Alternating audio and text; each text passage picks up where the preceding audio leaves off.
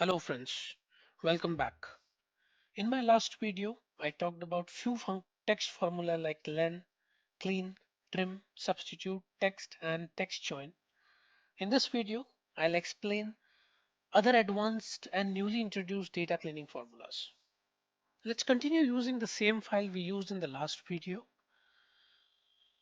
to learn various formula like len, clean, left, right, mid.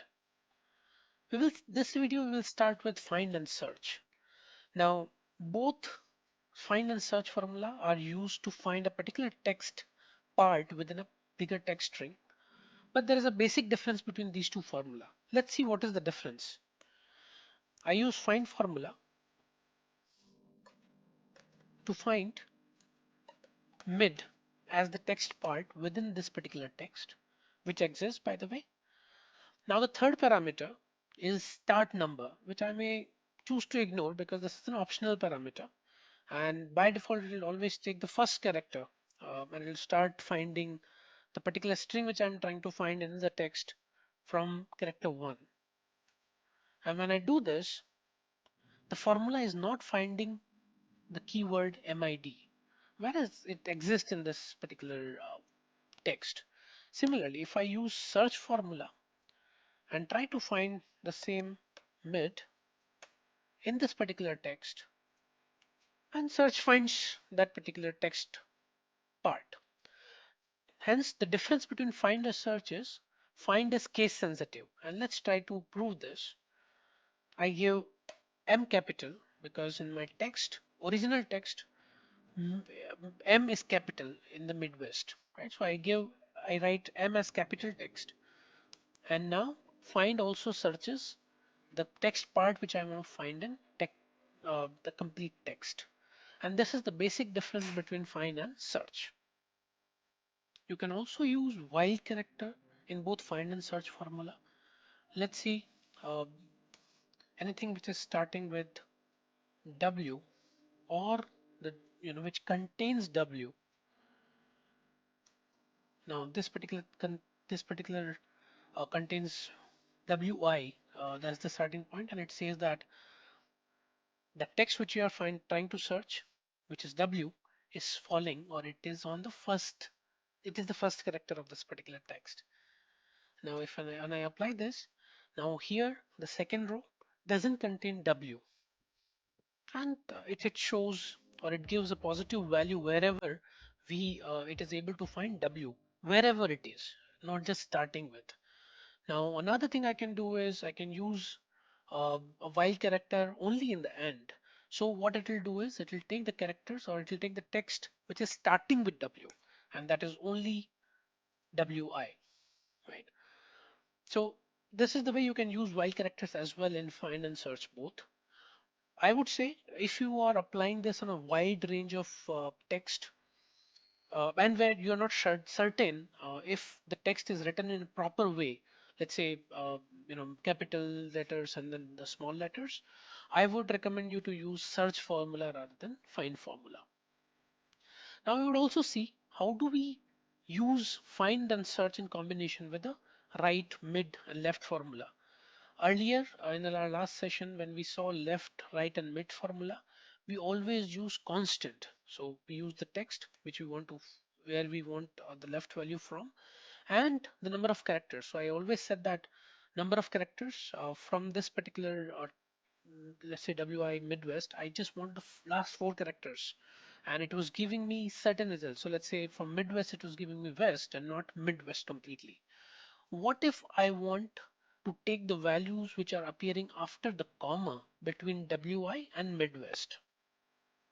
In that case, I will need to find or search the comma first, and then I'll need to take the right text which is falling after the comma. And that's where we use combination of right and search. Let's start writing right formula. The text I want is here. The number of characters. How many characters do I want? And that is something really variable, because I do not know how many characters are appearing after the comma.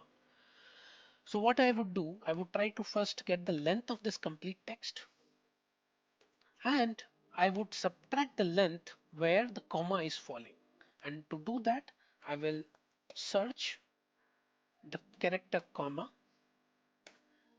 in this particular text, and here it is. And if I apply this formula, it gives me the correct value which is appearing after the comma. Another thing to note here is wherever search or find will not be able to find that particular text part, it is going to return an error, and you will need to handle that error. So let's say I am not searching because my text contains a comma. It is returning me all the results correctly. But let's say if I'm searching something else, let's say I'm searching a pipe delimiter or a pipe character, and it doesn't contain this particular text doesn't contain pipe, it is going to return me an error, and hence I will need to handle that error with the error handlers in Excel. Just a caution. Now another formula, which is again newly introduced formula, it is array to text. So what this formula is going to do is going to take an array of values and it is going to turn it in a text format. Let's see how does it work. Array to text. This first parameter in this formula is array, and let's say I take the array of these values, right? And I do not give the format as of now because format is an optional parameter here. Now you see it has converted the entire array, and I can shorten the length actually, and I just take 4. Now it has converted this particular array, which was a value array, which was returning series of values in 3 rows, into a text separated by comma delimiter. Now what happens if I apply the second parameter? So it says concise format, and by default the values which are appearing in a text are in concise format, which can be easily read. But the second format is going to be strict format, and this is going to be typecasting it in a strict array kind of a thing. So it starts with a curly bracket, ends with a curly bracket, and then the delimiter is a semicolon. Now this can work horizontally, vertically. Let me also again try to do that, and it will also work on numbers and characters. So let's say in this case, what I do is I give the expiry date and yeah, it gives first row first and then the second or the values which are coming after it. So this is how it converts the array of values into the text. Now, another thing, another formula in Excel, and let me close this. Another formula in Excel, which is number values, and this is again a little newly introduced formula. So policy number, as you've seen in the earlier video, are not in number format. These are all text. So, and to identify a text from a number is very simple. If the particular values are appearing or left align are basically text, not a number, whereas numbers would always be right aligned. Let's see. Um, so these are all left aligned numbers, which means that these are not values. These are all characters or text all in a text format, right? And how do I convert these, or how do I take out the number from this particular text? That's where the number value plays a role. Let's apply number value formula, and I give the complete range, and it turns the entire range of text into numbers. I mean, I've used the array formula here. You can also use this on a single value and then apply it on an entire range. But since we have discussed the array formula, I'll be using array formula wherever possible. Right, now what does the proper formula do? Proper formula will convert entire text or entire paragraph which you have written in a proper way. So the first line of a paragraph would always start, or the first character of the paragraph would always start with a capital letter, and then rest of the letters would always be small letters. So let me make it small letter f, and let me see how does the proper formula work. Now it has ensured that my entire, so here the picture was written in small and capital letters both. It has made it proper. Now you have upper and lower functions as well, which will convert. So let me just do lower.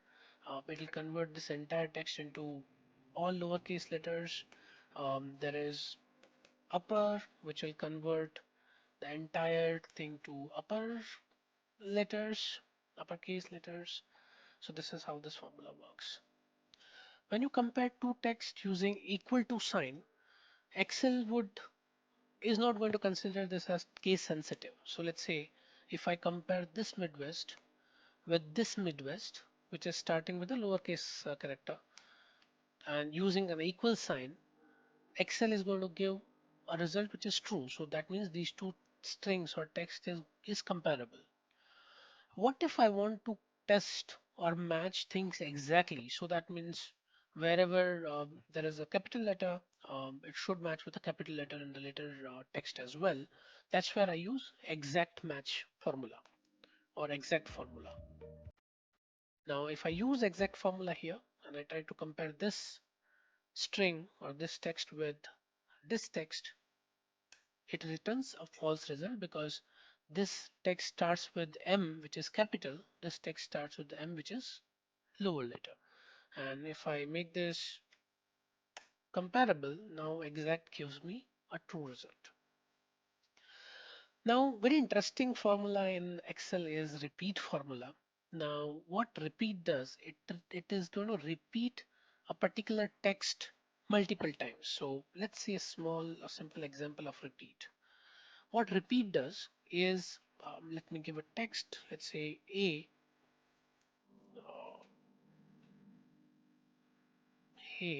and I say repeat A 10 times, and it is going to repeat A 10 times for me. Now, same can be used to show some data as well. Now, the ensured value I have, it is these are all numbers, right? How do I make it more readable? How do I understand that the 17 million is bigger than 1 million?